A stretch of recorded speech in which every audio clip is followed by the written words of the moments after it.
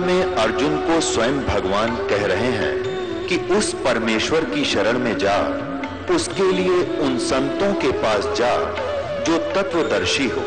इसी प्रकार हजरत मोहम्मद को उनका अल्लाह कह रहा है कि कोई और पूर्ण परमात्मा है। उसको पाने के लिए उन तत्वदर्शी संत की तलाश कर। वो प्रभु कौन है, ये जानने के लिए कृपया अवश्य सुनिए जगत गुरु तत्वदर्शी संत रामपाल जी महाराज के अमृत वचन। जो 1000 युग का दिन और 1000 युग की रात्रि है, अहोरात्र माने दिन रात को सही ढंग से बतावेगा, वो विद्वान है, वो सही ढंग से इस काल की सारी स्थिति से परिचित है। इन्होंने यहां अनुवाद गलत कर दिया, देखना, ब्रह्मण का अर्थ कर दिया इन्होंने ब्रह्मा का। इनकी बुद्धि ब्रह्मा विष्णु महेश तो ऊपर जावे नहीं थी, ब्रह्मण का अर्थ कर दिया ब्रह्मा। और ब्रह्मा का जो एक दिन है उसको 1000 चतुर्युगी तक की अवधि वाला, यहां चतुर्युग नहीं आना चाहिए, सहस्र युग पर्यंत है। यह माने दिन। और ब्रह्म ने कहा लिखना था अक्षर पुरुष का। अक्षर पुरुष का जो एक दिन है वह 1000 युग की अवधि वाला है, नोट चतुर्युग। और इतनी रात्रि भी 1000 युग की है, नोट चतुर्युग की। और जो व्यक्ति तत्व से जानते हैं वे योगी जन काल के तत्वों के जानने वाले, वो असली संत हैं जो इसको समझेंगे। ये चतुर्युग नहीं है, अब समझाएंगे आपको ये वास्तविकता क्या है। अपने आत्माओं ने तो गीता ज्ञानदाता कंप्लीट नॉलेज रखता आध्यात्मिक, क्योंकि ये चौथे अध्याय के 34वें श्लोक में कहता है कि अर्जुन वो तत्व ज्ञान जो परमात्मा ने स्वयं आकर बताया अपने मुखारविंद से, चौथे अध्याय के 32वें श्लोक में उस ज्ञान के विषय में कहा है कि ब्रह्मणे मुखे, जो परमेश्वर ने सच्चिदानंद घन ब्रह्म ने स्वयं आकर बोला है, वो तत्व ज्ञान है। उस ज्ञान को तो तत्वदर्शी संतों के पास जाकर समझ, और उसमें बहुत विस्तार के साथ सब आध्यात्मिक यज्ञानुष्ठानों की जानकारी दी गई है, वो सच्चाई है। और उससे मैं भी परिचित नहीं हूं, इसलिए उसको तत्वदर्शी संतों से जाकर पूछ, वो बताएंगे उस परमात्म तत्व की सही जानकारी। तो यहां भी यही बताया 8वें अध्याय के 17वें श्लोक में गीता जी में कि जो 1000 युग का है, नोट चतुर्युग, ब्रह्मण यानी परब्रह्म के अक्षर पुरुष की दिन और इतनी ही रात्रि है, जो इसको सारे समय को काल को सही ढंग से बता देगा वो तत्वदर्शी संत है, वो सही ज्ञान रखता है।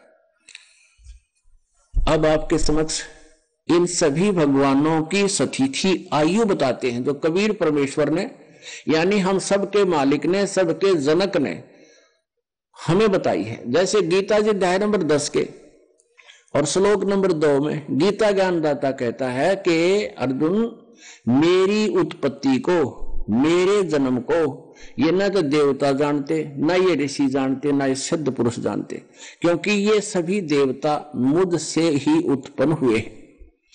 अब पिता की डेट ऑफ बर्थ को संतान कैसे जान सकती है, वो तो दादाजी बताओगा। तो हमारे सबके जो दादाजी हैं, हमारे सबके मालिक हैं, उन्होंने आके इस काल की भी जन्म पत्री दी बताई है, और ब्रह्मा विष्णु में इसकी जन्म पत्री बताई, जन्म तिथि, और साथ में अक्षर पुरुष की भी जन्म पत्री, यानी सबकी जन्म कैसे हुआ, कैसे सृष्टि रचना हुई, वो सारी उस पूर्ण परमात्मा ने स्वयं ही आकर बताई है। और वेद भी यही गवाही देते हैं कि अपने द्वारा रची हुई सृष्टि की सही जानकारी ठीक ठीक वो स्वयं ही आकर पूर्ण परमात्मा बताता है और कोई नहीं बता सकता। अंडरस्टूड है? बाकी बताऊंगे तो तुक्के मारेंगे, झूठी आदि सच्ची आदि झूठी मिला करके एक लोक वेद बना सकते हैं, वो बना ही रखे थे पहले हमारे यहाँ। अब आपको बताते हैं, अब इन सभी प्रभुओं की, ब्रह्मा विष्णु शिव जी तीनों को हम भगवान माना करते हैं, और ये भी सब जा करते थे इनका कोई माता पिता नहीं है, ये लोक वेद सुना रखा था अपने को। तो पुण्यात्मा श्री ब्रह्मा जी, श्री विष्णु जी, श्री शिव जी ये नासवान है, इनकी जन्म मृत्यु होती है, इनके माता पिता है। श्रीमद देवी भागवत 3रा स्कंद और गीता प्रेस गोरखपुर से प्रकाशित केवल हिंदी मोटा टाइप सचित्र उसके 123 पृष्ठ पर विष्णु भगवान अपनी माता दुर्गा की स्तुति करते हुए कहते हैं कि हे माता, आप शुद्ध स्वरूपा हो और आपसे ही सारा संसार उद्भासित हो रहा है। आपकी कृपा से हम सभी विद्वान हैं। मैं ब्रह्मा और शंकर, हमारा तो जन्म और मृत्यु होता है। हमारा यानी मेरा, ब्रह्मा का और विष्णु का, हमारा तो आविर्भाव और तिरोभाव हुआ करता है, हमारा तो जन्म मृत्यु होता है। हम अविनाशी नहीं हैं और तुम ही अविनाशी हो। जैसी विष्णु जी की बुद्धि काम करे थी, इसको अविनाशी बता रहे हैं। फिर भगवान शंकर कहता है कि हे माता, यदि विष्णु जी के बाद उत्पन्न होने वाले ब्रह्मा भी आपके पुत्र हैं तो क्या मैं तमोगुणी लीला करने वाला शंकर आपकी संतान नहीं? हर ये नकली गुरु कहा करते हैं, कोई माता पिता नहीं। इससे सिद्ध है कि हमारे सिलेबस से भी परिचित नहीं थे नकली गुरु। इन वेदों के ठेकेदार बन रहे थे पुराणों के, ये मिसगाइड करके चले गए। हमारे सदग्रंथ क्या बता रहे हैं, भगवान की जीवनियां क्या बता रही हैं, ये हमें इनके विषय में जानकारी जिसके विपरीत दे रहे थे। ये टीचर ठीक नहीं थे, इन्होंने पूरे मानव समाज को बांट डाला। भगवान की तरफ में हम अलग अलग मजहब बना बैठे और एक दूसरे के शत्रु बन गए ज्ञानता से। एक भगवान, एक स्थान से हम आए हैं, हम एक ही परमात्मा की संतान हैं। या कोई ऊंच नीच नहीं है। कर्मों से ऊंच नीच होता है, जो बुरे कर्म करता है वो नीच है, अच्छे कर्म करता है वो ऊंच है, चाहे वो किसी जाति मजहब या धर्म से संबंध रखता है। अब हम आपको बताते हैं, जैसे श्री ब्रह्मा जी की आयु कैसी है।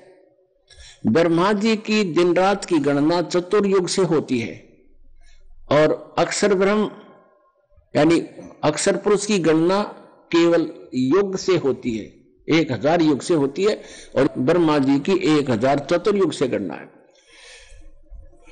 हमारे जो 4 युग हैं, सतयुग, त्रेता, द्वापर और कलयुग, ये 43,20,000 वर्ष के बनते हैं।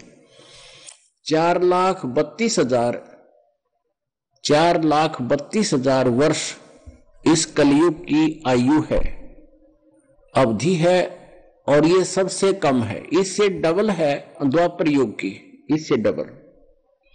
और त्रेता युग में की 3 गुना है इससे, और सतयुग की इससे 4 गुना है। तो ऐसे कुल मिलाकर के 43,20,000 वर्ष बनते हैं हमारे मनुष्यों के वर्ष। तो ये एक चतुर्युग होता है, और ऐसे 1000 चतुर्युग का ब्रह्मा जी का दिन और इतनी ही रात्रि, यानी 30 दिन रात का 1 महीना हो गया, और 12 महीने का 1 वर्ष हो गया, और 100 वर्ष की ब्रह्मा जी की आयु होगी। इससे सिद्ध हुआ आयु सीमित है, ब्रह्मा जी की मृत्यु है, और इससे 7 गुना जो है विष्णु जी की आयु है। ब्रह्मा जी से 7 गुना, यानी ब्रह्मा जी की 100 वर्ष है तो विष्णु जी की ऐसे बने हुए वर्ष 700 वर्ष है। और श्री शिव जी की जो तमोगुण शिव है, इसकी विष्णु जी से भी 7 गुना अधिक है, तो 700 गुना में 7, इसकी 4900 वर्ष है, तो फिर भी मृत्यु अविनाशी नहीं है ये। अब इनसे गणना होगी आगे, जैसे ये तीसरा जो भगवान शिव है, ये इनसे अधिक आयु रखता है,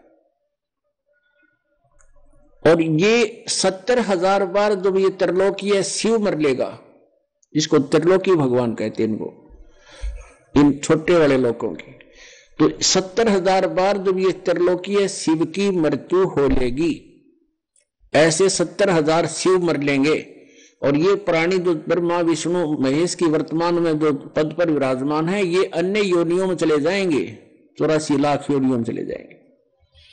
नए पुनकर्मी प्राणियों को इन पदों पर रखा जाता है। दुर्गा से उत्पन्न करता है ये काल, और फिर इनको अपने पुत्र रूप में व्यवस्थित करने के लिए पूरे एक ब्रह्मांड में 3 लोकों का अधिपति बनाता है। तो जब 70,000 बार ये शिव मर लेंगे, उसके बाद एक ब्रह्मांड का विनाश होगा। और ये जो ब्रह्मलोक के अंदर ये ब्रह्म रहता है, वहां ये 3 स्थिति में ही रहता है। एक में ये ब्रह्मारूप बनाकर रहता है, 3 गुप्त स्थान बना रखे, और दूसरे में विष्णु का रूप धारण करके रहता है, और तीसरे में ये शिव का रूप धारण करके रहता है।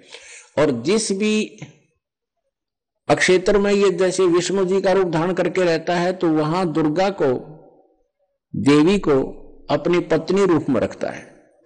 इन दोनों के संयोग से जो पुत्र उत्पन्न होता है वो विष्णु जी के आकार का बन जाता है, इन्हीं की शकल जैसा बन जाता है। वो सतोगुण युक्त हो जाता है, क्योंकि वो अक्षेत्र सतोगुण युक्त है। ऐसे ही ये काल जो है ब्रह्मा रूप धारण करके वहां ब्रह्मलोक के गुप्त स्थान पर रहता है, जो रजोगुण प्रधान अक्षेत्र है, और वहां दुर्गा को अपनी पत्नी रूप में रखता है। इनके दोनों के योग से, संयोग से, पति पत्नी व्यवहार से जो पुत्र उत्पन्न होता है वो ब्रह्मा जैसा ही बन जाता है, क्योंकि काल ब्रह्मा रूप बनाकर ही वहां विलास करता है, और उसी जैसी सकल का उनका पुत्र उत्पन्न हो जाता है और रजोगुण युक्त हो जाता है। और तीसरे में ये रहता है शिव रूप में, और फिर जो पुत्र दुर्गा को पत्नी रूप में रखता है, जो पुत्र इन दोनों के योग से होता है उसी जैसे आकार का, उसी शकल का बन जाता है।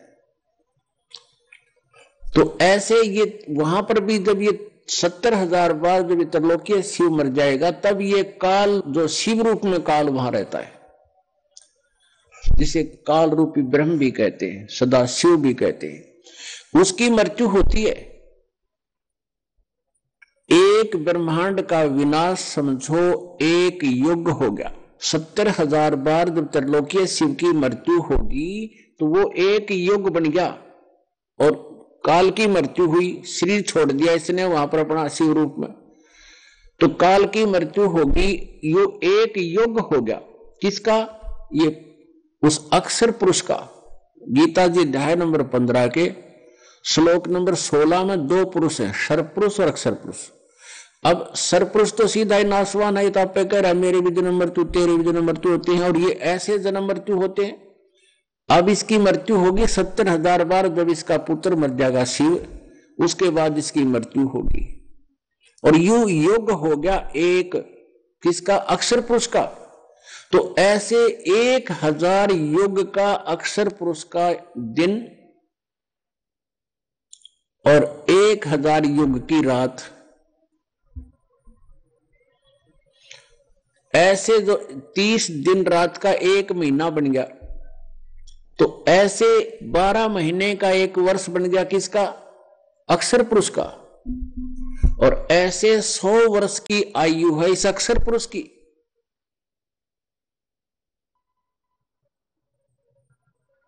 अक्षर का अर्थ वैसे अविनाशी होता है, लेकिन इसको अक्षर मान रखा था लेकिन यह भी नाशवान है, इसकी आयु बहुत लंबी है। एक है परम अक्षर पुरुष, परम अक्षर ब्रह्म। गीता जी अध्याय नंबर 8 के श्लोक नंबर 1 में अर्जुन ने पूछा कि किम तत्व ब्रह्म, जो 7वें अध्याय के 29वें श्लोक में आपने जिस तत्व ब्रह्म की जानकारी दी है कि उसको जानने के पश्चात फिर कोई प्राणी वो तो फिर जरा और मरण से ही छूटने की प्रयत्न करता है, या कि किसी वस्तु की इच्छा नहीं करता। तो किम तत्व ब्रह्म 8वें अध्याय के 3रे श्लोक में गीता जी ने कहा कि वो परम अक्षर ब्रह्म है। तो जो 3रे नंबर का प्रभु है वो है परम अक्षर ब्रह्म। अब अक्षर का अर्थ अविनाशी होता है, लेकिन ये परम अक्षर ब्रह्म इसलिए लगाना पड़ा कि हमने इसको अविनाशी मान रखा था, इसकी घनी लंबी उम्र थी। अब क्या बताते हैं? एती उम्र बुलंद मरेगा अंतरे, सतगुरु लगे न कान न भेंटे वो संतरे। परमेश्वर ने स्वयं आकर बताया कबीर देव जी ने कि यदि इतनी लंबी उम्र भी हो जाती है जीव की, तो भी अंत में मृत्यु है। और क्यों होती है तुम्हारी जन्म मृत्यु? क्योंकि सतगुरु लगे न कान न भेंटे वो संतरे। कौन से संत? सतगुरु कौन होता है? सतगुरु वही होता है जो सत्य ज्ञान प्रचार करता है। और गीता जी अध्याय नंबर 4 के श्लोक नंबर 34 में कहा है कि तू तत्वदर्शी संत की खोज कर और उससे पूछ। कहते तुम्हें वो संत नहीं मिले, वो तत्वदर्शी संत ना मिलने से इतनी लंबी उम्र भी अगर हो जाएगी तो भी तुम्हारी जन्म और मृत्यु है, तुम्हें जो है शांति प्राप्त नहीं हो सकती। गीता जी अध्याय नंबर 18 के श्लोक नंबर 62 में कहा कि अर्जुन तू सर्वभाव से उस परमेश्वर की शरण में जा, उसकी कृपा से ही तो परम शांति को और सनातन परम धाम को यानी शाश्वतम स्थानम सतलोक को प्राप्त होगा।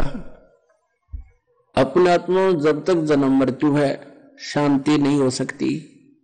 जन्म होते ही प्रोसीजर शुरू, फिर युवा हुए, युवा होते ही विवाह, और फिर रोजगार, फिर विवाह होते संतान की इच्छा, संतान ना हुई तो चिंता, होगी तो महाचिंता, कोई मर गई कोई बच गई, आप भी बीच में मर गए, बालक रह गए, टक्कर मार मार के मरते, तड़प तड़प कर मर गए। तो कहते हैं यहां शांति नाम की चीज नहीं है। और गीता ज्ञानदाता कहता है कि मेरी भक्ति करनी है तो शांति हो नहीं सकती।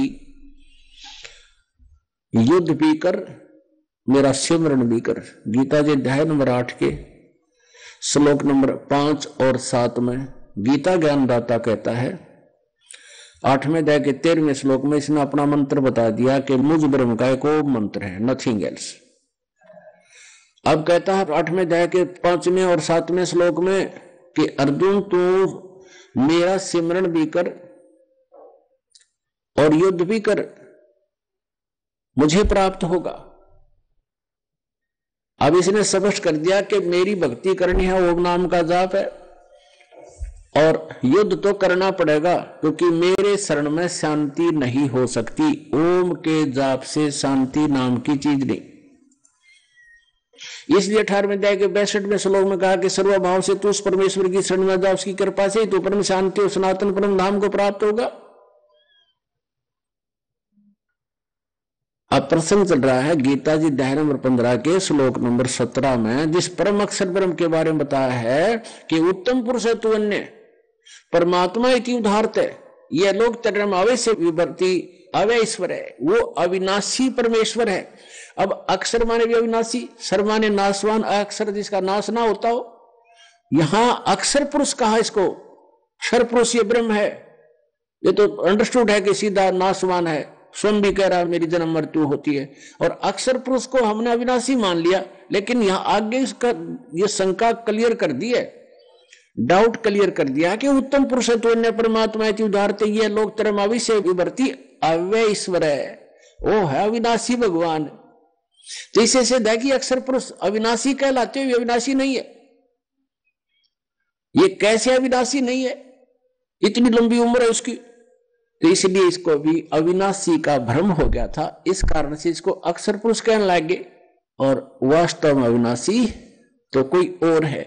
अब 8वें अध्याय के 3रे श्लोक में अर्जुन का उत्तर देते हुए गीता ज्ञानदाता सरपुरुष कह रहा है कि वो तो परम अक्षर ब्रह्म है, जो 7वें अध्याय के 29वें श्लोक में जिस तत्ब्रह्म के विषय में जानकारी दी है कि उस तत्ब्रह्म को जानकर यानी परम अक्षर ब्रह्म को जानकर सारे दातुन से परिचित व्यक्ति, सभी कर्मों से परिचित व्यक्ति केवल जरा और मरण से छूटने का ही प्रयत्न करता है। जरा माने बुढ़ापा और मरण माने मृत्यु। सबसे बड़ा दुख यहां पर बुढ़ापा है और फिर दूसरा मृत्यु। पुण्यात्माओं, आप यहां अपने बच्चों में, अपनी संपत्ति में चाहे कितने दुखी हो फिर भी आप संतुष्ट हैं। और यो विनाश हुआ इस काल ने तो भी मृत्यु भी करेगा, तुम्हारी बुढ़ापे में तड़फावे, सारी उम्र दुखी करे, कभी किसी घाटा कभी वाडा, कोई मर गया कोई बच गया, हाहाकार मची रहती है।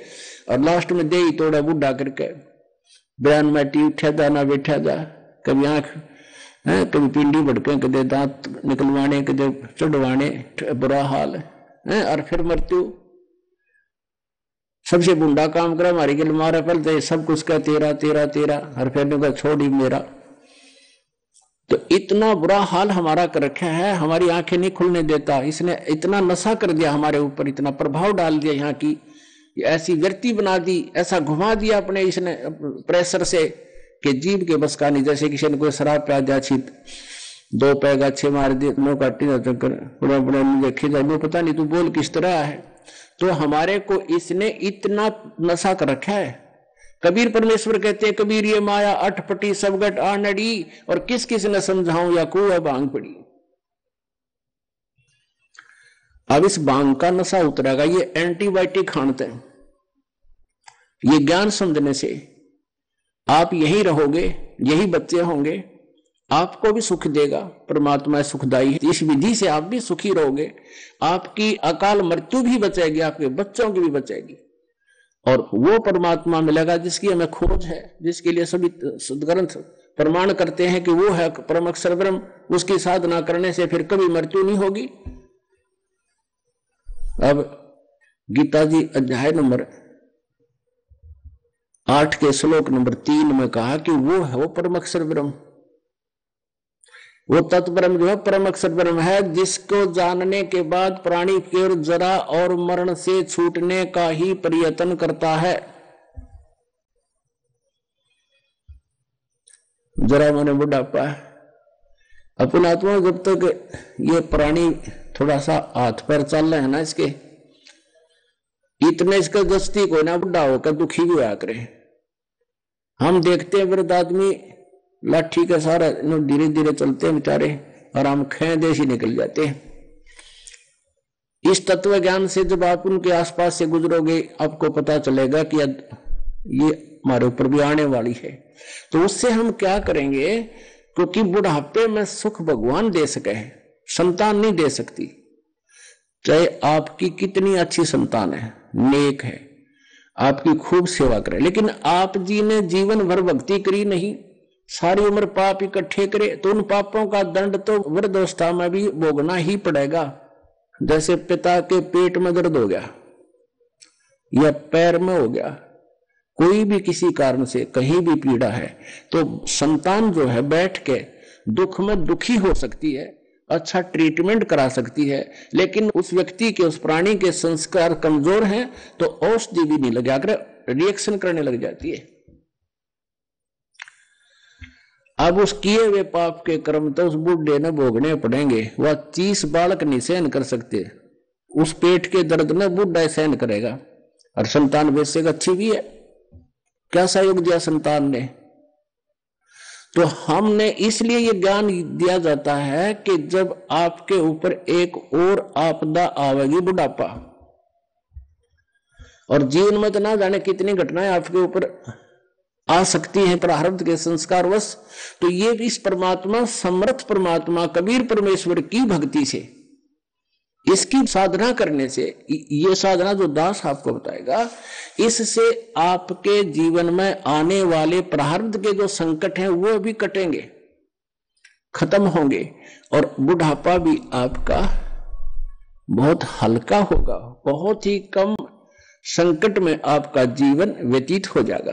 और जब मृत्यु होगी, सबसे पहाड़ टूटेगा। मृत्यु के समय जब भक्ति नहीं कर रखी, यम के दूत आते हैं, उनके पास काउंटिंग होती है कि इस वृद्ध के अब 20 सांस रह गए, 100 सांस रह गए, श्वास, उससे पहले आकर के इसकी गर्दन और जुबान को बंद कर देता है, और फिर उसके श्वास गिनते हैं, जीभ दाब के कर ले पूरे, और फिर वो वैसे नहीं छोड़ता है शरीर को, क्योंकि हम किसी किराए के मकान पर रहते हुए ना छूटा जल्दी ही, कोई कह दे खाली कर दे भाई मेरा, तो भी दुख मानकर कई दिन अटबट करके निकाल देते हैं। और इस मकान में तो हम रह जा 60, 80, 90 वर्ष तक फिर के सज छूटे हैं बिना ज्ञान के व्यक्ति का। और ज्ञानवान व्यक्ति जब परमात्मा का बुला होगा तो थोड़ी का भाग लेगा इस खोखे ने, तो वो नहीं छोड़ सकता। भक्तिहीन प्राणी में वो व्यवस्था नहीं होती कि शरीर से छोड़ भी सके अपनी मर्जी। फिर यम के दूत इसको डराते हैं, बुरी बुरी तरह आकृति बनाते हैं ताकि भयभीत होकर इसको छोड़े, और ना छोड़े फिर इसके अंदर से सूक्ष्म रूप में भाले ठोकते हैं, फिर से निकलकर भाग जाता है, फिर इन्हें पकड़े भाग्य की जाएगा। तो अंत में टट्टी और पेशाब निकल जाती सफला तो उनकी, जो आज धरती तोलता फिरता पता नहीं क्या बकवाद करता है। तो वो दुख याद दिलाए जाते हैं ताकि इस जीवन में ये व्यक्ति बुरे कर्म ना करे, अच्छे कर्म करके, भगवान की भक्ति करके अपने आने वाले प्रारब्ध के कर्मों से भी बचाव कर सके। तो क्या बताया है कि इस तत्व ज्ञान से परिचित हुआ व्यक्ति और तत्ब्रह्म से यानी उस परम अक्षर ब्रह्म से परिचित व्यक्ति, वो केवल जरा और मरण से, जरा माने बुढ़ापे का संकट और मरण माने मृत्यु के, इस जरा और मृत्यु के दुख से छूटने का प्रयत्न करता है। तब अर्जुन ने पूछा किम तत्ब्रह्म, वो तत्ब्रह्म क्या है जिसको जानकर फिर आदमी केवल यहां से छूटने का प्रयत्न करता, संसार की किसी वस्तु की या पुनर्जन्म की इच्छा नहीं रखता। अब पुनर्जन्म हो गया फिर हुआ दुर्गति शुरू, फिर हो गया फिर हुआ शुरू, फिर हो गया फिर हुआ शुरू, बता कि कोई अंत है इसका। तो कहने का भाव ये है, जब तक हमें तत्व ज्ञान नहीं होगा तो हमारी हृदय नहीं हटेगा यहां से, इच्छा नहीं मिटेगी यहां से। अब 8वें अध्याय के 8, 9 और 10 श्लोक में अब गीता ज्ञानदाता कहता है कि जो व्यक्ति उस तत्व ब्रह्म की, परम अक्षर ब्रह्म की 8वें अध्याय के 3 श्लोक में जिस परम अक्षर ब्रह्म उत्तम पुरुषत्व अन्य 15वें अध्याय के 17वें श्लोक वाला जो भगवान है, उत्तम पुरुषत्व अन्य वो परम अक्षर ब्रह्म है। उस परम अक्षर ब्रह्म की जो भक्ति करता है, और उस परम अक्षर ब्रह्म की भक्ति का कौन सा मंत्र है? श्रीमद् भगवत गीता अध्याय नंबर 17 के श्लोक नंबर 23 में स्पष्ट किया है, ओम तत् सत इति निर्देश है ब्रह्मण त्रिविध समर्थ है। अब यहां पर ब्रह्मण का अर्थ जो है ये परम अक्षर ब्रह्म है। तो जैसे 8वें अध्याय के 17वें श्लोक में जो ब्रह्मण अर्थ है वहां पर आयु की सीमा है, आयु की काउंटिंग है, वहां आयु की गिनती बताई गई है। वहां ब्रह्मण का अर्थ है बड़ा भगवान, यानी ब्रह्म से बड़ा परब्रह्म, उस परब्रह्म की जानकारी दी गई है।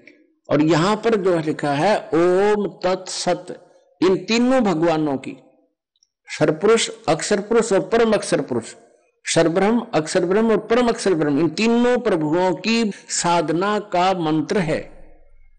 अब जैसे ओम सर्वपुरुष यानी ब्रह्म का, और तत् और सत ये गुप्त हैं, सांकेतिक हैं। तत् ये अक्षर पुरुष का, अक्षर ब्रह्म कहो इसको, जो 7 संग ब्रह्मांड का मालिक है। और सत जो है ये भी कोड वर्ड है, ये दास बता सकता है, इस पृथ्वी पर किसी के पास नहीं है। और कोई मुझसे पता करके जानकर या कोई पुस्तक में पढ़ कर हेराफेरी करके उसको जान भी लेता है, उसका ज्ञान व्यर्थ है, क्योंकि आगे वो किसी को प्रदान करने का अधिकारी ना होने से, अनधिकारी से बनाया हुआ कोई भी लाइसेंस भी वैलिड नहीं है। और ये तो जन्म और मोक्ष का मार्ग है, किसी का अधिकारी नहीं है वो। अगर कोई इससे नकली काम को करता हो तो महादुश्मन है समाज का, परमात्मा का भी शत्रु है वो। तो अधिकारी के बिना कोई भी वस्तु वैलिड नहीं होती, वो नहीं लेना चाहिए ना उन्होंने देना चाहिए। तो यहां पर लिखा है कि ओम तत्सत इति निर्देश ब्रह्मण त्रिविध समर्थ है। ओम तत्सत यह 3 विधि से जाप करने का, और ब्रह्मण माने सच्चिदानंद घन ब्रह्म के पाने का मंत्र है। आत्मा जैसे हमने आम खाना है, आम, या सेब खानी है, सेब, तो सेब को प्राप्त करने के लिए पहले मजदूरी करनी पड़ेगी। आपने मजदूरी कहीं कर रहे हो, फिर वहां से क्या मिलेगा? रुपये मिलेंगे आपको, रुपए। और उन रुपयों को लेकर कहां जाओगे? मार्केट में, वहां सेब मिलेगी। तो परम अक्षर ब्रह्म के पाने के लिए जो ये 3 मंत्र हैं या मजदूरी है उस सेब को पाने के लिए, ये पूजा नहीं होती, या तो मजदूरी है। जैसे हम कितना मजदूरी करें उसकी पूजा थोड़ी, पूजा तो हम सेब की कर रहे हैं, सेब खावांगे। तो हमने सेब प्राप्त करने की जो आस्था है वो हमारी पूजा है। तो हमने परम अक्षर ब्रह्म पाना है, उसके पाने की यह मजदूरी है 3 मंत्र की। ओम त ब्रह्म का, सरपुरुष का, जो गीता जी अध्याय नंबर 15 के श्लोक नंबर 16 में सरपुरुष और अक्षर पुरुष, तो सरपुरुष का तो ओम मंत्र है। और अक्षर पुरुष का तत्व और जो उत्तम पुरुष है तो अन्य परमात्मा है उदाहरते 17वें श्लोक में 15वें अध्याय में उसका सत्य वो परम अक्षर ब्रह्म है। तो इन तीनों की मजदूरी करने से हमने परम अक्षर ब्रह्म मिलेगा, परम अक्षर ब्रह्म प्राप्त होगा। अपने आत्मा श्रीमद् भगवद गीता एक अनमोल सदग्रंथ है, इसके अंदर बहुत ही निर्णायक ज्ञान है, लेकिन ये है तत्वदर्शी संत के सत्र का ज्ञान। और ये पहली कक्षा के स्टूडेंट भी ना थे, ये बन गया हमारे गुरु, ये नकली ब्राह्मण, नकली ऋषि, मैं ऋषि मंडलेश्वर आचार्य, इनका आध्यात्मिक मार्ग नहीं था। संस्कृत में चाहिए पीएचडी कर रखी हो, भाषा का तो एक अलग ज्ञान है, भाषा का इससे कोई लिंक नहीं है। अध्यात्म ज्ञान किसी भी भाषा में हो आपको समझ में आना चाहिए। भाषा का सिर्फ इतना काम अपने विचारों को दूसरे तक पहुंचा सके। संस्कृत को कोई नहीं जानता, बोलता रहे संस्कृत, उसके लिए तो भैंस बराबर है। तो परमात्मा ना आकर इसलिए सिंपल लैंग्वेज में जो जनसाधारण समझ सकते हैं उसमें जो सूक्ष्म वेद में पूर्ण ज्ञान दिया, उस तत्व ज्ञान में, कबीर वाणी में, जिसको ये दास आपके समक्ष खोल रहा है। इस दास के ऊपर मेहर की परमात्मा ने ये ज्ञान समझाया दास को, और ये बाप को उन्हीं सदग्रंथों का रहस्य आपके समक्ष कर रहा है। तो यहां पर ये एक अनमोल सदग्रंथ है श्रीमद् भगवद गीता, इसको नहीं समझ सके ये, क्योंकि कारण क्या है भाई, गुरु बिन काहू न पाया ज्ञाना, जो थोथा भूषण मूड किसाना, गुरु बिन वेद पढ़े जो प्राणी, समझे न सौर रहो अज्ञानी। कहते गुरु बिना, गुरु कहो ते सतगुरु कहो। यदि गुरु वही होता है जो सही ज्ञान जानता हो, लेकिन ये झूठे गुरु गणे हो गए, इसलिए सतगुरु कहना पड़ा। जो सच्चा ज्ञान बताओ वो सच्चा गुरु, तो वैसे तो गुरु ही काफी था। तो यहां इसलिए कहते हैं गुरु बिन काहू न पाया ज्ञाना, जैसे थोथा भूस छड़ा मूड किसाना, यानी मूर्ख आदमी होगा जो प्राण में से जो धान निकाल लिए और फिर उस प्राण ने ठाठा पट कर अनुमन जागरणा हो गया, क्या कर रहा है, धान निकालो, धान इसमें कड़ा टट्टू है भी। ऐसे ही हम तत्व ज्ञान के बिना जो भी साधना कर रहे थे वो आन उपासना थी, वो थोथा भूस कूट रहे थे। श्रीमद् भगवद गीता अध्याय नंबर 16 के श्लोक नंबर 23 और 24 में कहा कि अर्जुन, शास्त्र विधि को त्याग कर जो मनमाना आचरण करते हैं, यानी अपनी मर्जी से जो साधना पूजाएं करते हैं, उनको न तो सुख हो है, ना उनकी कोई सिद्धि प्राप्त हो, ना उनकी कोई गति हो, यानी यूजलेस। इससे तेरे लिए 24वें श्लोक में कहा है 16वें अध्याय के, इससे तेरे लिए कर्तव्य और अकर्तव्य की व्यवस्था में, यानी कौन से साधना करनी चाहिए, कौन सी ना करनी चाहिए, कौन सी त्यागनी चाहिए, उसके लिए सदग्रंथ ही प्रमाण है, नथिंग एल्स। उनको समझकर उसी आधार से तू क्रिया कर। तो शास्त्रों के विरुद्ध जो साधना कर और करवा रहे हैं वो ज्ञानहीन है और अपना जीवन नष्ट कर रहे हैं, कर्म बिगाड़ रहे हैं। तो प्रसंग चल रहा है कि जैसे अब 17वें अध्याय के 23वें श्लोक में अब 3 मंत्र बता दिए उस परम अक्षर ब्रह्म के पाने की, और उसकी 3 विधि से उसका जाप है, स्मरण है। वो ये दास बताएगा तीनों मंत्रों का। जब आप तीनों मंत्र जिसको मिल गए हैं उनको मालूम है कि ये ऐसे 3 ही प्रकार से इसका सिमरण है, और इससे परम अक्षर ब्रह्म प्राप्ति होगी। इस 3 मंत्र की मजदूरी से वो आम मिलेगा, सेब मिलेगा। गीता के अध्याय नंबर 8 के श्लोक नंबर 8, 9, 10 में इस 3 श्लोकों में स्पष्ट किया है कि जो उस तत्वदर्शी संत के मिलने के बाद और सही मंत्र उसको मिल जाता है, जो उस परम अक्षर ब्रह्म की पूजा करता है, तो उसकी भक्ति की शक्ति यानी मंत्र के जाप के अभ्यास से जो उसमें भक्ति की कमाई होगी, उस कमाई से वो उस परमेश्वर के पास पहुंच जाएगा, उस परम देव पुरुष परमेश्वर को प्राप्त होगा, यानी जो गीता ज्ञानदाता से कोई और है। गीता जी अध्याय नंबर 18 के श्लोक नंबर 66 में कहा है कि सर्वधर्मान परित्यज माम एकम शरणम वर्ज अहम तवा सर्व पापे भ्यामोक्षामि मा शुच। अब ये गीता ज्ञानदाता सरपुरुष है, ये ब्रह्म है, श्री कृष्ण जी में बोल रहा है प्रेत की तरह प्रवेश करके। ये कह रहा है कि तू सर्वभाव, मेरे सतर की जितनी पूजा है, ओम नाम का जाप तूने किया उस 3 मंत्र के जाप में, और ये 5 यज्ञ ये मेरे सतर की हैं, इनको तू मुझ में छोड़, मेरे सतर की जितनी धार्मिक पूजाएं हैं मुझे दे दे। अब हम क्या करते थे, ब्रह्म साधना करते थे ऋषि बनकर, और यहां यज्ञ करते थे, तो हम कहां चले जाते ब्रह्मलोक में। ब्रह्मलोक में अपने किए हुए पनों को बर्बाद करके, नष्ट करके, खा के, खर्च के उस महा होटल में, वो होटल है, रेस्टोरेंट है, जो जहां हमारी पूंजी से सुख प्राप्त होता है, उसको नष्ट करके हम नीचे पृथ्वी पर फिर 84 लाख योनियों में धक्के खाकर, कुत्ते गधे सूअर बनकर पाप कर्मों का दंड भोगते थे। जब तक हम परम अक्षर ब्रह्म की साधना नहीं करते तो हमें दोनों कर्म भोगने होते हैं, पाप भी और पुण्य भी, और दोनों भोगने से समाप्त करने पड़ते हैं। और परम अक्षर ब्रह्म की शरण में आने से आपके पापों को नाश कर दिया जाता है और केवल पुण्य आपको प्राप्त रह जाते हैं। जैसे फसल में खरपतवार हो जाता है, आजकल ऐसी मेडिसिन की खोज होगी है, ऐसी औषधि की, कि उसमें डाल देते हैं पानी में, फसल में, तो घास का नाश कर देती है, फसल सुरक्षित रह जाती है। ऐसी यह खोज है किस्म की, पदार्थ यही थे, खोज अब हुई है। इसी प्रकार ये मंत्र अपने सदग्रंथों में थे, लेकिन खोज इस दास के ऊपर कृपा की परमात्मा ने, यह अब होगी है। तो यहां गीता ज्ञान दाता कह तो रहा है कि मेरे सतर की सब पूजाओं को छोड़कर उस परम अक्षर ब्रह्म की शरण में जा, और ये नाड़ी अनुवाद कर रहे हैं कि सब धर्मों को छोड़कर मेरी शरण में आ जा।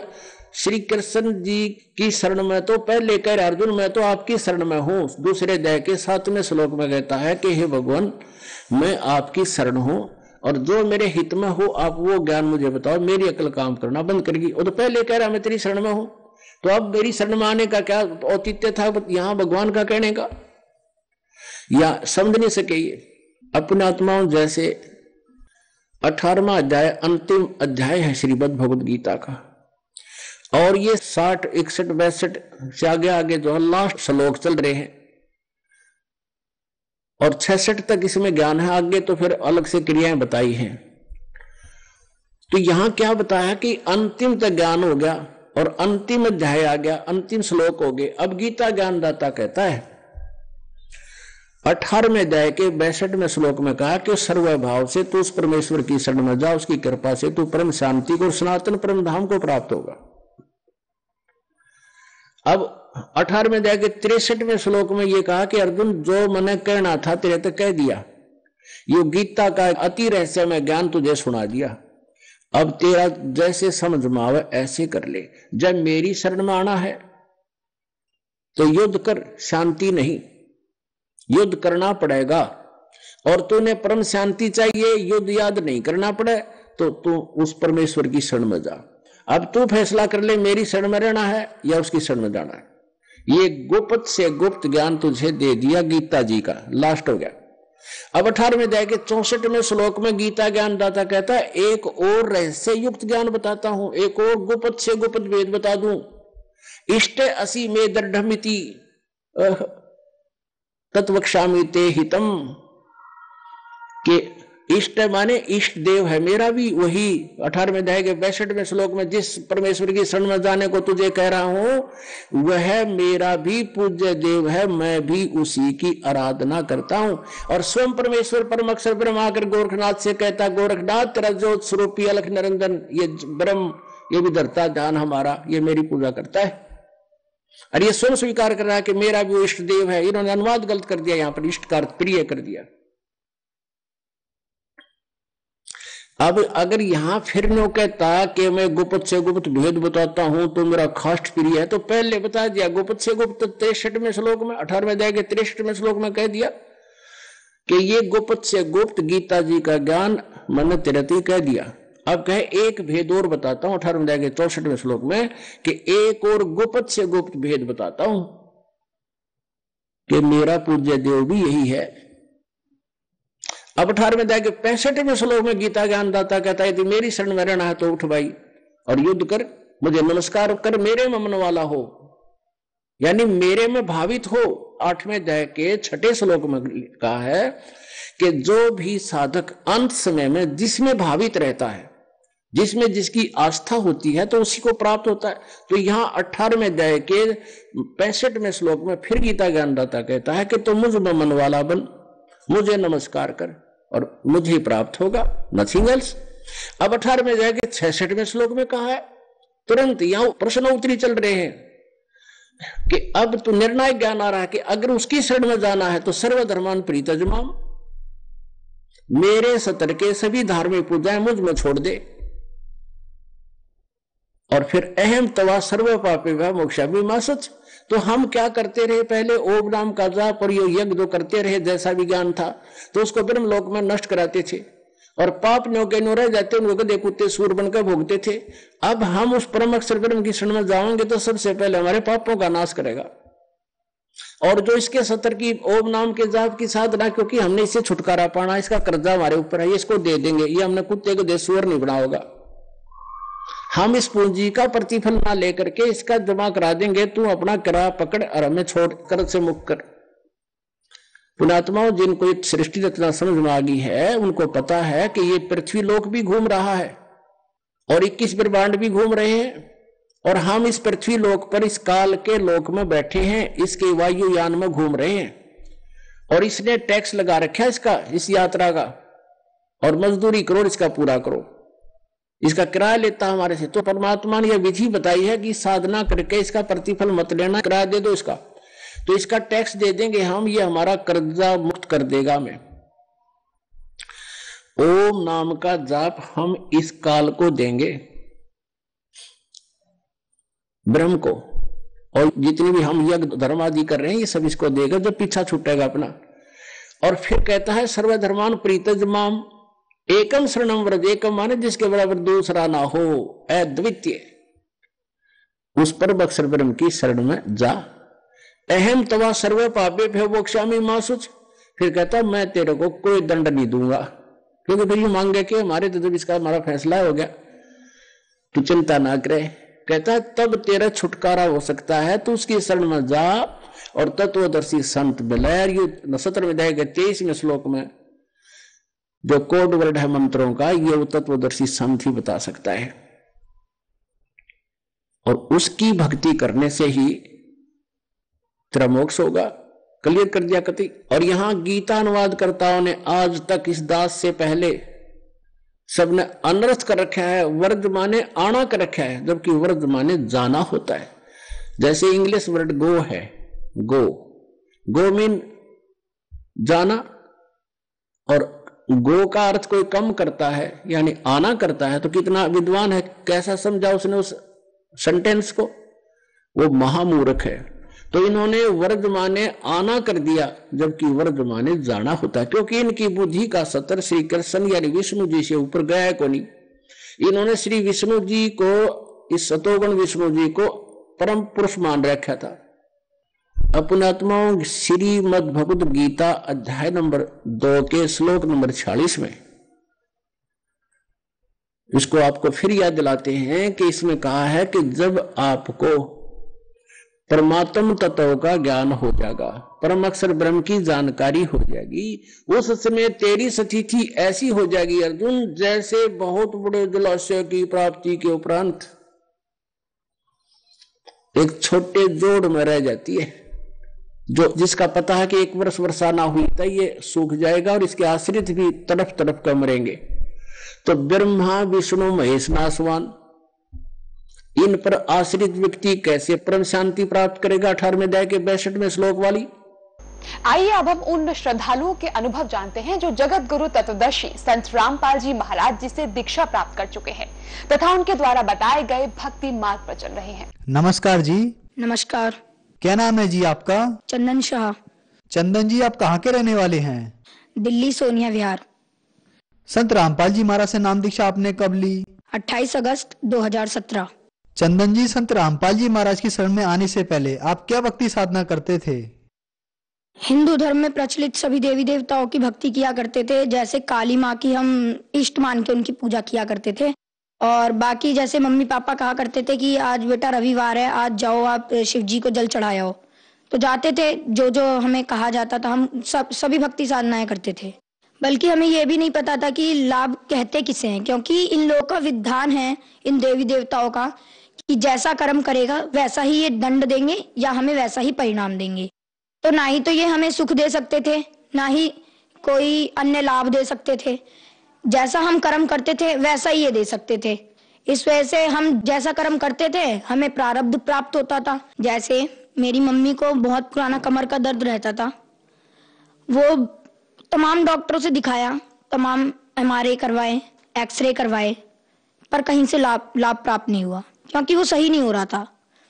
बहुत जगह हमने धक्के खाए। फिर उसके बाद मम्मी ने अंत में जाके मम्मी ने हार मान ली कि अब फिर मम्मी को किसी ने बताया कि ये एक गुरु हैं, जय गुरुदेव जी, आप उनके पास जाइए, वहां से सही होगा। तो मम्मी ने उनसे नाम भी लिया, और लेकिन वो भी करते करते मम्मी को कोई लाभ प्राप्त नहीं हुआ। उनकी भी भक्ति मम्मी अभी तक करती आ रही थी। फिर मेरे मामा जी थे, और बाकी मेरे मामा जी के भूत भी लगा करते थे। हमारे भूत प्रेत की बाधाएं थी। हमारे घर में काफी भूत प्रेत की बाधाएं थी, जिनसे हमारे घर में हमारे नाना जी खत्म हो गए, दादाजी, ऐसे करते करते हमारे सारे बुजुर्ग खत्म होते जा रहे थे। भूत प्रेत की ज्यादा बाधाएं थी हमारे घर में। और बाकी मेरी बहन की तबीयत खराब रहती थी, काफी कमजोर थी वो।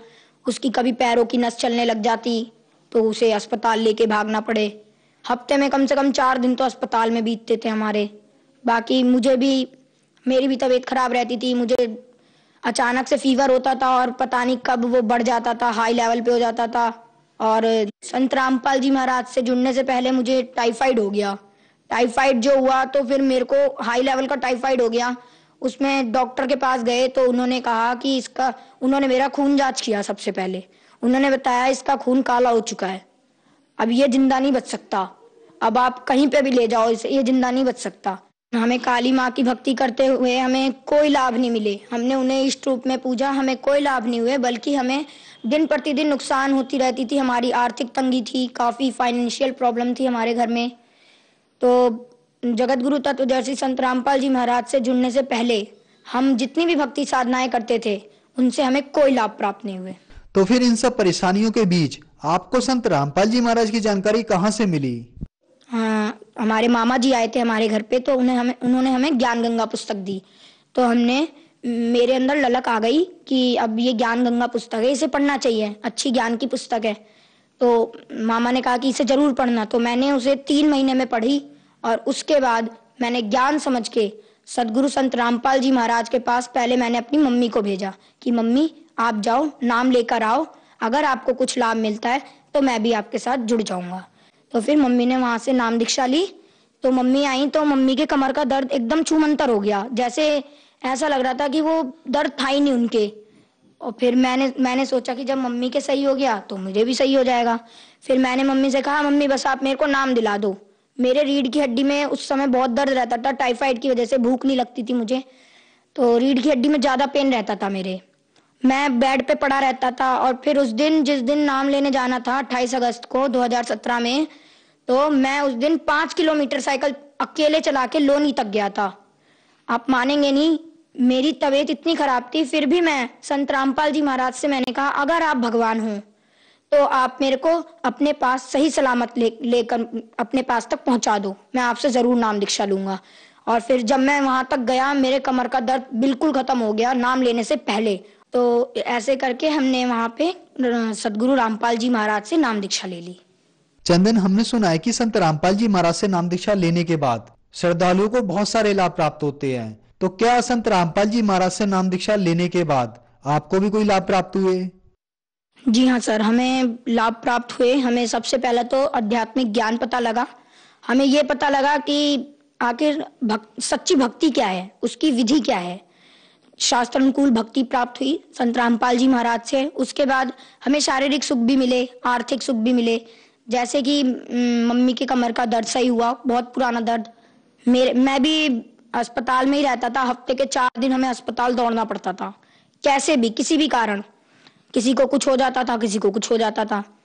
तो हमारे उन सब चीजों में फर्क आया। फिर हमने संत रामपाल जी महाराज से जब नाम लिया, उसके 15 दिन बाद हमारे घर में ऐसा माहौल बनने लग गया कि जैसे अब सुख ही सुख थे हमारे घर में, क्योंकि अब कलेश रहता नहीं था ज्यादा, क्योंकि परमात्मा का ज्ञान सबको मिल गया था। इस वजह से ज्यादा कलेश नहीं रहता था। पापा को काफी ज्यादा टेंशन रहती थी पहले, तो अब वो भी नहीं रहती थी। टेंशन इस बात की थी क्योंकि पापा के ऊपर कर्जा काफी चढ़ गया था। तो अब संत रामपाल जी महाराज से जुड़ने के बाद पापा का कर्जा धीरे धीरे उतरता जा रहा है। और बाकी मेरी बहन जो तबीयत खराब रहती थी उसकी वो काफी कमजोर थी हमारे घर में सबसे ज्यादा। जैसे मेरे को टाइफाइड हुआ था ना, उनसे पहले उन्हें चिकनगुनिया हो गया था, तो वो एडमिट थी अस्पताल में। हम संत रामपाल जी महाराज से इसी बीच जुड़ गए, तो हमने कह दिया कि आप डॉक्टर को कि आप इन्हें डिस्चार्ज करो, अब जो करेंगे हमारे संत रामपाल जी महाराज सही कर देंगे। एक रात में भगत जी आप मानेंगे नहीं, मेरी बहन सवेरे उठी, हमें उसे हर जगह ले जाना पड़ता था, कहीं पे भी जाती थी तो उसकी तबीयत इतनी खराब थी चल नहीं पाती थी। सवेरे उठी और उसने खुद ही गई बाथरूम में, उसने मुंह धोया, आई और खाना भी उसने खुद ही खाया। हमें खिलाना पड़ता था, बेड पे ले जाना पड़ता था उसे खाना खिलाने के लिए, पर लेकिन वो खुद उठ के आई और उसने खुद खाना खाया। और उस दिन के बाद आज तक है हमारे घर में किसी ने भी एक टैबलेट तक नहीं खाई है किसी भी बीमारी की, वो सही हो जाती है अपने आप। और बाकी अन्य लाभ ये हुआ, परमात्मा ने मुझे दर्शन दिए सदगुरु रामपाल जी महाराज ने, और वो मुझे सतलोक लेकर गए 12 अप्रैल सन 2018 में। मेरे को वो सतलोक लेकर गए परमात्मा। सतलोक में भी मेरे को विश्वास तो नहीं हो रहा था, पर लेकिन मैं उस दिन 8 बजे मेरी आंख लग गई, मैं सोया और फिर उसके बाद मेरे को काल के दर्शन हुए। मैं काफी डर गया, मैं 10 बजे उठा, 10 साढ़े 10 के करीब उठा मैं, और फिर उसके बाद मेरे को नींद नहीं आई 1:30 बजे तक, क्योंकि मैं काफी डर गया था। मैं सतनाम का जाप करता रहा, मेरे को फरवरी में मिल गया था सतनाम का जाप 25 फरवरी को, और मैं सतनाम का जाप करता रहा 1:30 बजे रात तक, करता रहा। ऐसे करते करते 1:30 बजे मेरे को अपने आप नींद आ गई। उसके बाद जगत गुरु तत्वदर्शी संत रामपाल जी महाराज ने मुझे दर्शन दिए। उनके मतलब उन्होंने जब दर्शन दिए तो उनके शरीर के आगे पीछे रोशनी सी चल रही थी, चक्कर सा था। तो उन्होंने क्या किया, उन्होंने ऐसे करके हाथ बढ़ाया, तो हाथ बढ़ाया, मैंने उनका हाथ पकड़ा, उन्होंने मेरे को खींच लिया। उन्होंने जो खींचा तो ऐसे लगा मैं जो उनके शरीर के आसपास की रोशनी थी मैं उसमें समा गया। अंदर जब गया तो मैंने देखा आत्माएं कहीं इधर उड़ रही हैं, कहीं इधर उधर मतलब विचरण कर रही हैं, और वहां का बहुत अच्छा मौसम, वहां ना ही सूरज ना ही कुछ, वहां वो प्रकाशित लोक था बस। वहां पे हर आत्मा के शरीर से रोशनी निकल रही थी। फिर मेरे को अंदाजा लग गया कि ये परमात्मा मेरे को सतलोक लेकर आए हैं। फिर उसके बाद संत रामपाल जी महाराज मेरे को सतलोक में मिले, और उन्होंने मेरे को जहाँ कबीर जी का आसन है वहां पर लेकर गए। वहां पर एक बहुत से बड़े गोमज में बीच में परमात्मा जैसे राजा होता है वैसे बैठे हुए थे सिंहासन पे, और उसके बगल में दरबारियों की तरह जैसे हमारे संत गरीबदास जी महाराज, संत रामपाल जी महाराज, ये सब वहां पे अन्य रूप बना के बैठे हुए थे। रामदेवानंद जी महाराज, चितानंद जी महाराज, जितने भी गुरु हमारे गुरु जी से पहले हुए, संत रामपाल जी महाराज से पहले, वो सब दरबारी की तरह बैठे हुए थे वहां पे। मैंने कबीर जी को दंडवत प्रणाम किया। उतने में वहां पे एक आत्मा आई, तो कबीर जी ने कहा कि इन्हें ये नए मेहमान हैं, इन्हें सतलोक घुमा दो। तो फिर उन्होंने मेरे को एक यान दिया, यान के अंदर हम जा रहे थे हम दोनों, वो आत्मा भी थी मेरे साथ, वो लेकर जा रही थी। तो एक पहाड़ था, पहाड़ के बीच से वो मुझे निकाल रही थी, मतलब 2 पहाड़ थे, उनके बीच में बिल्कुल गैप नहीं था कि हमारा यान निकल सके। तो मैंने कहा कि आप मुझे मत निकालो, मैं मर जाऊंगा, क्योंकि यहाँ गैप नहीं है, अब इतनी सी जगह में हम कैसे निकलेंगे। तो उन्होंने कहा बेटा यहाँ की कोई भी वस्तु नाशवान नहीं है, ये अमर लोक है, अविनाशी लोक है। तो फिर इतना कहते ही पहाड़ के बीच से हम निकल गए। और जब मैंने आंखें मीच ली, मैं काफी डर गया था। फिर मैंने जब आंखें खोली तो हम पहाड़ को पार कर चुके थे और मुझे कुछ भी नहीं हुआ था। तो फिर उन्होंने मेरे को ऐसे करते करते मेरे को उन्होंने एक वहां पे दूध की नदी बहती है वहां पे लेकर गए। तो मैं उसे, वो आत्मा तो पी रही थी पर लेकिन मैं पी नहीं पा रहा था उसको। फिर संत रामपाल जी महाराज वहां पे दर्शन दिए उन्होंने मेरे को। संत रामपाल जी महाराज के रूप में कबीर जी आए थे वहां पे, उन्होंने मेरे को दर्शन दिए और उन्होंने मेरे को फिर अपने हाथों से दूध पिलाया। बहुत अच्छा लगा मेरे को, बहुत अच्छी फीलिंग आई वहां पे। मैंने कभी सोचा भी नहीं था कि संत रामपाल जी महाराज इतनी ऊंची शक्ति के हैं। और उन्होंने मेरे को वहां पे पूरा सतलोक घुमाया। जैसे धीरे धीरे करके वो मेरे को लेकर गए, उन्होंने कहा बेटा देखो ये जगह है, ये जगह है, और यहाँ पे इस फलदार वृक्ष थे, वहां पे काजू किशमिश लगे रहते थे। तो मेरे को बीच में भूख लग गई। मैंने कहा संत रामपाल जी महाराज गुरुजी को, गुरुजी मुझे भूख लग रही है। तो उन्होंने क्या किया कि उन्होंने एक हाथ यूं किया और एक हाथ इधर किया, तो इसमें एक कटोरी आई, उसके अंदर खीर भरा हुआ था और इधर पानी का एक गिलास आया और मैंने उसे खा लिया। फिर मेरा पेट भी भर गया। उसके बाद फिर मैंने कहा गुरुजी अब मेरा यहाँ से जाने का मन नहीं कर रहा है। संत रामपाल जी महाराज से कहा मैंने। तो उन्होंने कहा बेटा देखो, तुम यहाँ से जब गए थे तो तुम भक्ति युक्त थे, तुमने अपना कर्म बिगाड़ लिए, तुम्हें जाना नहीं चाहिए था यहाँ से, तुम चले गए, तुम भक्ति युक्त थे। तो अब जब तुम आओगे ना यहाँ पे तो भक्ति युक्त ही आओगे, ऐसे मैं तुम्हें ला नहीं सकता यहाँ पे। जब तक तुम्हारे अंदर भक्ति नहीं होगी, दृढ़ता नहीं होगी मेरे प्रति, मैं तुम्हें नहीं ला सकता यहाँ पे। तुम यहाँ रह नहीं सकते, तुम्हें उस लोक में जाना पड़ेगा, सेवा करनी पड़ेगी, भक्ति करनी पड़ेगी, दृढ़ होके सार नाम लेना पड़ेगा, जब तुम यहाँ आ सकते हो और यहाँ पे जब ही तुम रह सकते हो, वरना मैं तुम्हें यहाँ नहीं रख सकता। तो उन्होंने मैं उस दिन 1:30 बजे सोया था रात में और सुबह 9 बजे उठा। ये तो नॉर्मल सी बात है कि किसी दिन ज्यादा नींद आ गई तो मैं सो गया, तो मेरे घर में किसी ने उतनी टेंशन भी नहीं ली। तो मैं जब आया मेरे को गुरुजी ने वहां छोड़ दिया कि जाओ अब तुम नीचे जाओ, भक्ति करना। मैं नीचे आया, मैंने मम्मी को ये सब बताया। तो फिर मम्मी कह रही कि ऐसा हो नहीं सकता। तो फिर मम्मी ने उसी समय मैंने कहा मम्मी आप दंडवत करो, अगर मेरी बात सच है ना तो आपको गुरुजी दंडवत करते समय मेरी बात महसूस करा देंगे। उनको दंडवत किया मेरी मम्मी ने, संत रामपाल जी महाराज को। फिर संत रामपाल जी महाराज ने, उन्हें पता नहीं क्या उनके अंदर से फीलिंग आई कि उन्होंने कहा कि बेटा तू जो भी बोल रहा है तू सच बोल रहा है, मुझे पता लग गया अब। और फिर सतलोक गया मैं, तो मेरे अंदर दृढ़ता आ गई। फिर मैंने सोचा कि अब तो भक्ति करनी है। फिर मैंने जम के भक्ति की और आज भी मैं भक्ति कर रहा हूँ संत रामपाल जी महाराज से जुड़ के।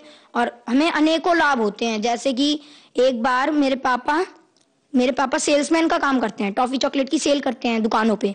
वो आ रहे थे, रास्ते में एक ट्रक आया, ट्रक का पीछे का कुंडा था वो पापा के साइकिल के थैले में फंस गया। तो थैले का सामान तो बिखर गया, साइकिल को कुछ नहीं हुआ, नहीं पापा को कुछ हुआ, बस थैले का सामान बिखर गया। और उतने में वो ट्रक वाला आदमी बाहर आया और उस ट्रक वाले आदमी ने कहा कि आपको जितने भी पैसे चाहिए हो आप मुझसे ले लो, पर लेकिन मुझे छोड़ दो। पर फिर पापा ने कहा कि हमारे गुरुजी संत रामपाल जी महाराज का नियम है, हम आपसे फजूल पैसे नहीं ले सकते। कोई बात नहीं, आप देखने आए, हमको यही बहुत है, वरना कोई और तो देखने भी नहीं आता। तो फिर वहां से परमात्मा ने पापा की जान बचाई। संत रामपाल जी महाराज से नाम दीक्षा लेने के बाद आपको बहुत सारे लाभ मिले। पहले आप हॉस्पिटलों के चक्कर लगाते रहते थे, जिससे आपके घर की आर्थिक स्थिति खराब हो गई। आपको और आपकी बहन को संत रामपाल जी महाराज ने ठीक किया। इसके बाद संत रामपाल जी महाराज आपको सतलोक लेके गए और सतलोक के दर्शन कराए। तो जो लोग आज आपको देख रहे हैं, आप उन्हें संत रामपाल जी महाराज के बारे में क्या कहना चाहेंगे? देखिए, मैं संत रामपाल जी महाराज के बारे में जितना कह सके उतना ही कम है, क्योंकि ये एक परमात्मा के स्वरूप हैं और ये कलयुग में उतरे हैं हमारे मुक्तिदाता के रूप में। ये राइट टाइम है, आप आइए, भक्ति कीजिए और पार हो जाइए। मैं संदेश तो दे नहीं सकता, पर लेकिन मेरी रिक्वेस्ट है आप सभी से, ऑल सिटीजन से, कि आप आइए। ये राइट वे ऑफ वर्शिप देते हैं संत रामपाल जी महाराज, सबसे अच्छा तरीका वर्शिप का, और प्रमाणित भक्ति देते हैं विद प्रूफ। हर चीज को वो प्रूफ के साथ बताते हैं।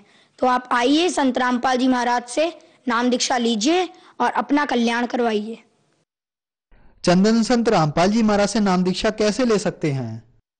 संत रामपाल जी महाराज से दीक्षा लेना काफी आसान है। जैसे कि संत रामपाल जी महाराज के विभिन्न चैनलों पे सत्संग चलते हैं, उसके नीचे एक पट्टी चलती है, उस पे सतलोक आश्रम के कांटेक्ट नंबर्स आते हैं। उनमें आप कांटेक्ट करके उन भक्तों से अपना नजदीकी नामदान केंद्र का पता जान सकते हैं। धन्यवाद। धन्यवाद।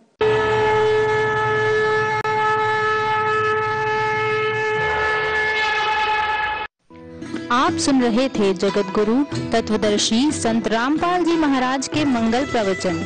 अधिक जानकारी के लिए संपर्क करें 8222-880-541, 8222-880-542, 8222-880-543, 8222-880-544।